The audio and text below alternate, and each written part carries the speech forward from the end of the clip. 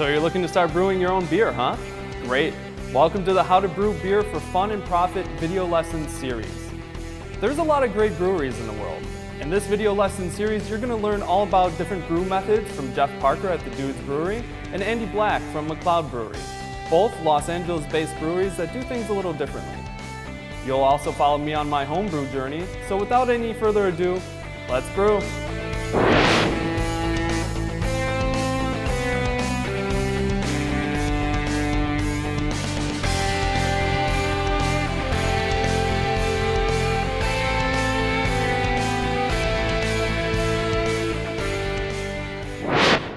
In this 5-part video series, you're going to learn how to brew beer, the different types of brew, and how to successfully brew your own beer.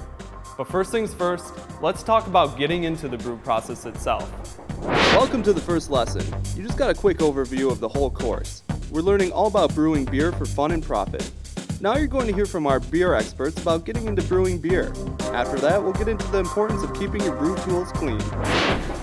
I got into brewing when I was in high school. I was a good student, so I took some AP chemistry, and we had an exothermic reaction day that we spent adding, part A to part B, and it generated heat. And we measured that heat, and then flipping through the different options of A and B, I saw that fermentation was one, and the hand went up. I never raised my hand in school. It went up on fermentation, and I'm like, I want to do this.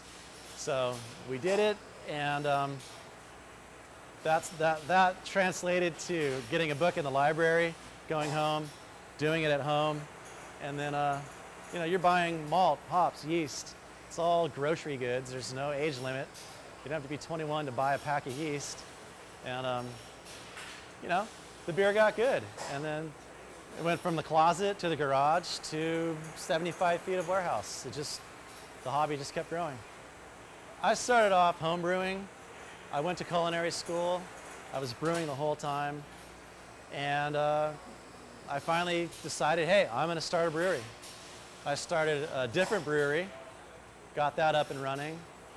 And the partnership just wasn't there, didn't work. So I left that brewery and shopped around a new business plan, met up with Toby Humes, Mike Holwick, and we got the Dudes up and running.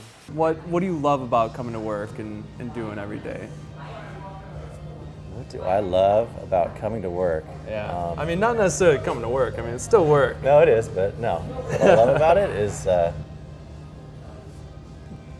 being behind the brand. Like, I get to make the liquid, and it's just a treat. It's just fun.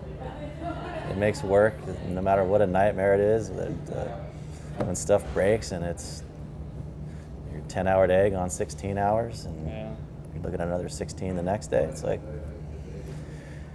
nobody knows. It's tough, bro. I get to make beer. Yeah, sweet. You get to make beer. Yeah. It's not bad. You get to see that finished product. That's cool.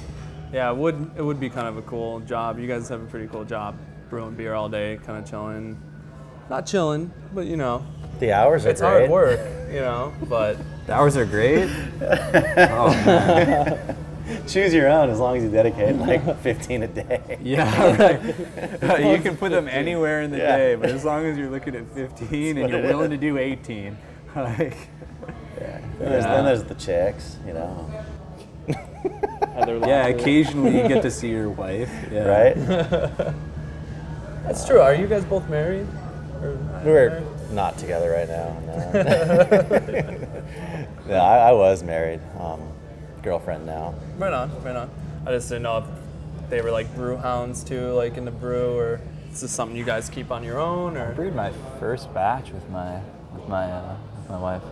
That's cool. What did you guys do? Red ale kit from a homebrew shop in Providence, Rhode Island.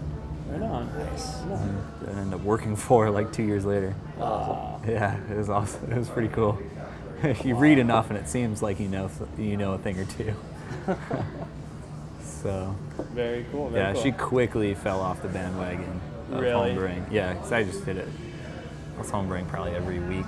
It's a process, man. I mean, they were like, yeah, get the kit. It's easy, but I had to do like 2 wet runs just to get the temperatures right, you know, just to balance the hot water.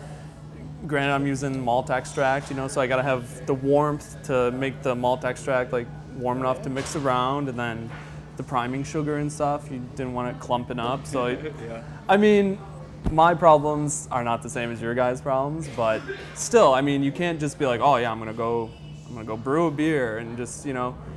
We basically drunk. always have the same problems that every brewer always has. It's just you have the experience where those problems become much easier to deal with so that you can focus on other problems. Problems that you haven't even considered yet. You can't sterilize, but we can do our best to sanitize. So we knock out the best we can with our sanitizing agents to prevent any sort of wild yeast growth. Or we want our yeast to get a fresh start and have their opportunity to make the best possible beer possible.